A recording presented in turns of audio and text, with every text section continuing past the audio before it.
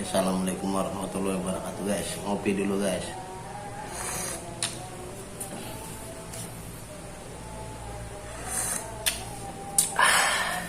Mantap guys.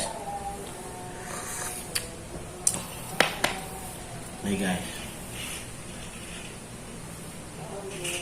Oke guys. Nih sama kalender punya guys.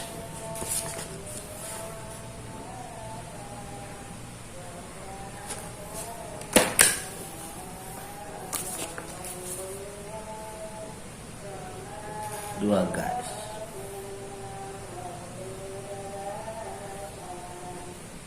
Prabowo Presiden.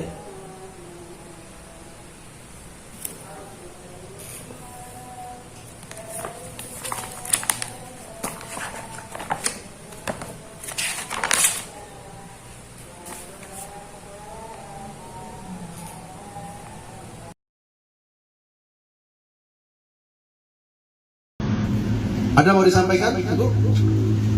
Kasih pesan dulu kepada Pak Amin Rais, Pak Ketum. Bapak Amin Rais yang sudah sangat tua, sebaiknya disadari bahwa provokasi Anda selama ini tidak berhasil. Prabowo Gibran tetap menang sekali putaran. Kita semua setuju ya. Kita memaafkan Amin Rais ya.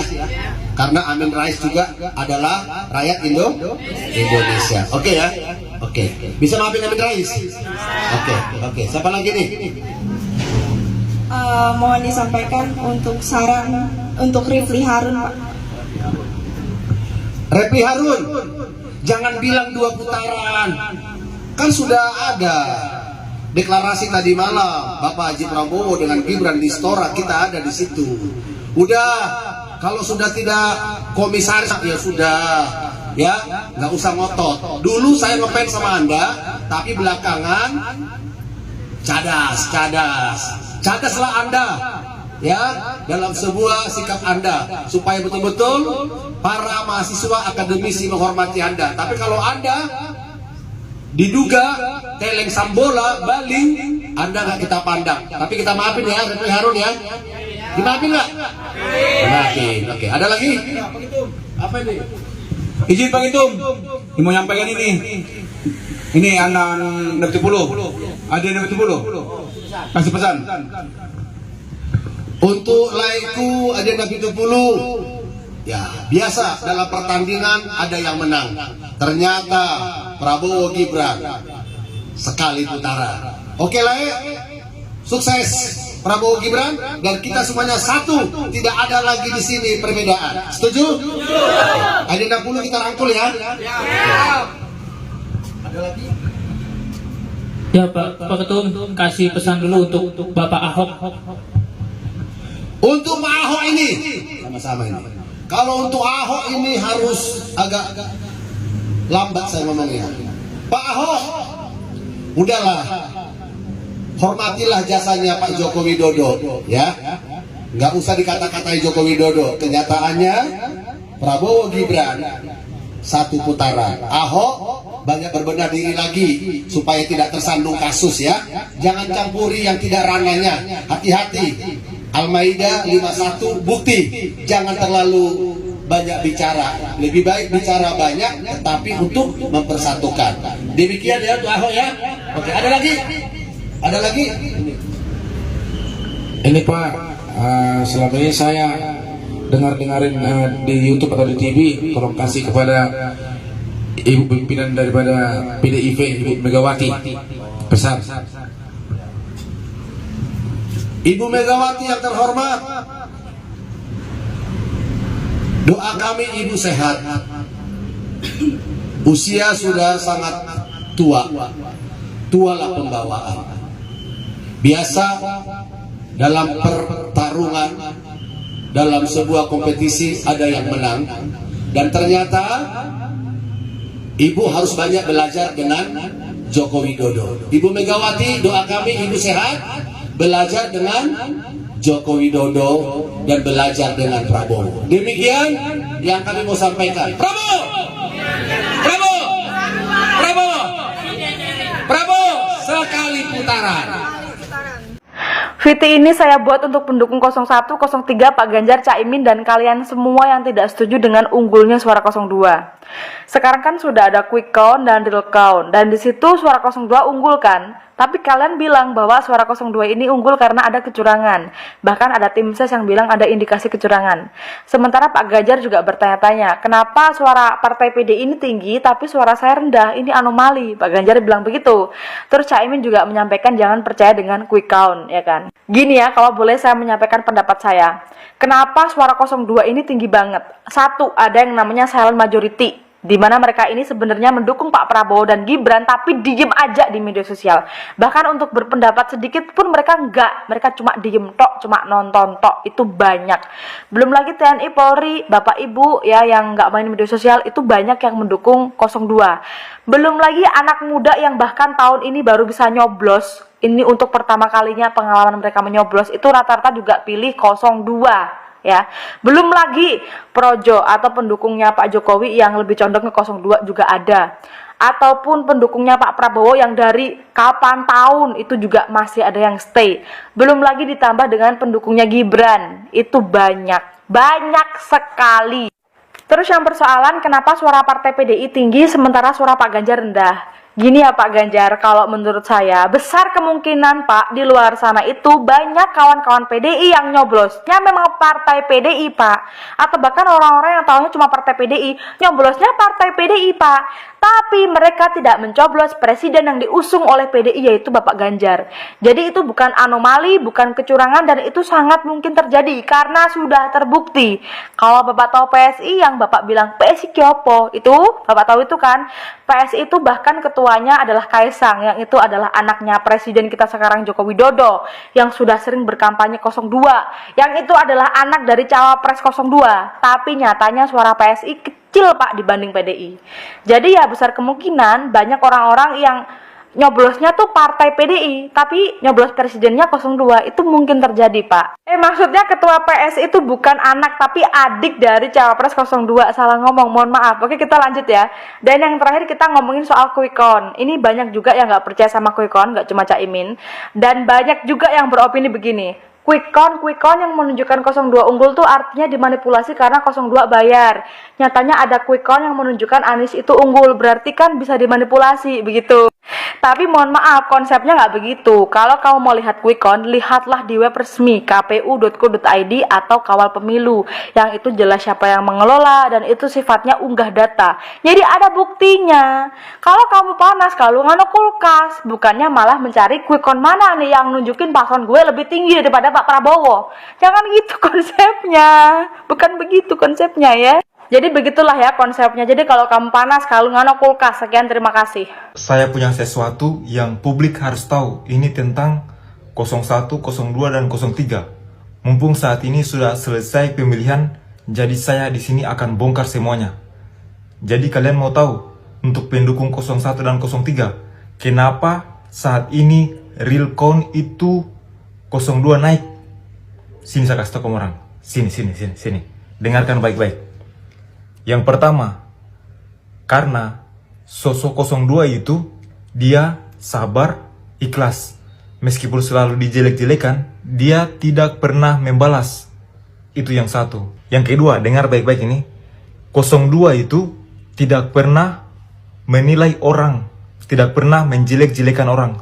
Contoh nih, saat 02 itu wawancara dengan Najwa Shihab, ketika diminta 02 untuk menilai rivalnya, tapi dia tidak memberikan penilaian. Dia menyerahkan semuanya kepada publik, masyarakat. Sementara rivalnya itu kompak bersama-sama untuk memberikan penilaian kepada 02.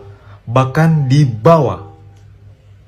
Disitulah momen orang-orang yang pro terhadap 02 itu menjadikan itu sebagai alat yang sangat tepat untuk mendongkrak elektabilitas. Diedit lah orang-orang di sekitar, semuanya ini yang berperan. Bahkan kita lihat banyak story-story di TikTok yang seleweran itu mengangkat kisah-kisah dari sosok 02 itu yang menyedihkan, yang sedih. Populer lah dia, populer, ya kan? Jadi dengan mengedit video yang kemudian disebarkan ke berbagai media sosial. Dari sisi humanis, sosok seorang 02 itu meningkatkan elektabilitas, meningkatkan popularitas 02 di masyarakat. Banyak yang melihat bahwa sosok 02 ini sabar, bahkan itu tenggelam kepintaran orang. Orang dibilang cerdas, tenggelam dengan kebaikan, kesabaran, ketabahan. Simpatisanlah di situ muncul. Untuk berikutnya, nah yang ini nih saya sangat salut sama 02 ini. Kamu mau tahu apa? Setia. Kemudian elektabilitas 02 kenapa naik? Selain sabar, banyak orang-orang di sekitar dia itu yang bisa membuat elektabilitas dia naik. Popularitas dia naik. Melalui apa? Ajudan pribadi yang banyak dikagumi oleh wanita-wanita, cewek-cewek di Indonesia sini yang ingin memiliki seorang ajudan yang ganteng, yang tampan. Nah, sementara nih untuk orang-orang yang mendukung 01 yang khusus menggunakan media sosial itu seakan-akan mereka sombong begitu. Misalnya nih contoh. Capek-capek sekolah, kok pilihnya ini? Capek-capek sekolah di sini, kok pilihnya ini? Itu salah. Karena kenapa? Tidak semua orang bisa berada di posisi yang seperti itu. Jadi orang tersinggung lah, ya kan? Yang paling buruk ini. Karena selalu berusaha menjatuhkan ini. Menggiring, berupaya untuk melakukan politik identitas. Atau politik membawa-bawa agama. Kita ini NKRI, Negara Kesatuan Republik Indonesia, Pancasila. Satu, sila pertama, ketuhanan yang Maha Esa. Di negeri kita ini banyak agama, bermacam-macam agama. Kemudian kita bermacam-macam suku, bermacam-macam daerah. Inilah kekuatan yang dibangun oleh 02 itu dirangkul semua. Berikutnya, ada lagi pendukung-pendukung 01 misalnya menyebut bahwa 01 itu adalah Imam Mahdi. Oh tidak, itu justru teknik-teknik seperti itu menurut saya, kacamata saya, itu keliru dalam ilmu komunikasi untuk menarik khalayak publik. Tidak bagus itu, tidak mantap komunikasi seperti itu. Nah, yang bermain itu kekuatan dari 02 kenapa bisa naik itu karena orang-orang di sekitarnya yang menggunakan power dari handphone. Bagaimana diedit, disitulah muncul elektabilitas sehingga saat ini puncaknya naiklah ke quick count. Bahkan kita tunggu hasilnya seperti apa dari KPU. Begitu rahasianya. Jangan kamu orang bilang-bilang sama siapa-siapa ya. Kalian tahu gak sih, bagi kita nih kaum etnis Chinese yang kayak Cindo-Cindo gitu, sebenarnya kita gak pilih Pak Anies bukan karena kita benci sama pribadi Pak Anies. Gue yakin banget Pak Anies itu adalah ya seorang bapak yang baik, seorang kepala keluarga yang baik. Cuman kayaknya dia salah ngambil strategi dalam berpolitik menurut gua. Karena dia terlalu memasukkan agama di dalam politiknya. Dan dia lupa sama perkataan presiden pertama kita yaitu Pak Soekarno. Seorang proklamator kemerdekaan Indonesia tahun 1945. Jadi kemarin gue jalan-jalan ke Gramedia, terus gue baca bukunya Pak Prabowo. Gue lihat ada tulisan ini nih, kalian baca. Nih gue bacain ya, kita hendak mendirikan suatu negara untuk semua, bukan buat satu orang, bukan buat satu golongan, bukan untuk bangsawan, bukan untuk orang kaya, tetapi untuk semua. Negeri ini, Republik Indonesia, bukanlah milik suatu golongan, bukan milik suatu agama, bukan milik suatu kelompok etnis, bukan juga milik suatu adat istiadat tertentu, tapi milik kita semua dari Sabang sampai Merauke. Gue saking sukanya sama perkataan Pak Soekarno sampai gue foto. Jadi di buku Pak Prabowo yang gue baca kemarin itu, banyak pejuang-pejuang kita, bahkan atasan-atasan dia, komandan, kayak gitu-gitu. Dan salah satunya tuh Pak Soekarno yang dijadiin sebagai teladan dia. Terus gue sempat mikir, kenapa Pak Prabowo dan Pak Jokowi itu gak pernah ngebales apa yang kayak orang lakuin ke dia. Padahal gue yakin banget Pak Jokowi dan Pak Prabowo itu pasti tahu gimana bobroknya politik kita. Banyak permainan kotor yang terjadi di dalamnya gitu. Tapi dia gak pernah ngebales fitnahan yang dia dapat. Dia cuma tahan dan klarifikasi aja. Menurut gue tuh jawabannya cuma satu. Mereka tuh gak mau negara Indonesia itu terpecah belah cuman untuk membuat dia menang jadi presiden. Makanya mereka tuh lebih milih diam ya daripada ngebales apa yang orang lakuin ke dia. Bahkan kayak dia sempat dikata-katain caci maki, tapi dia ya udah diam aja. Karena percuma gitu, lo menang tapi lo ngerusak negara atau lo mecah belah rakyat. Pak Broro menang, makan gratis, potong daging banteng.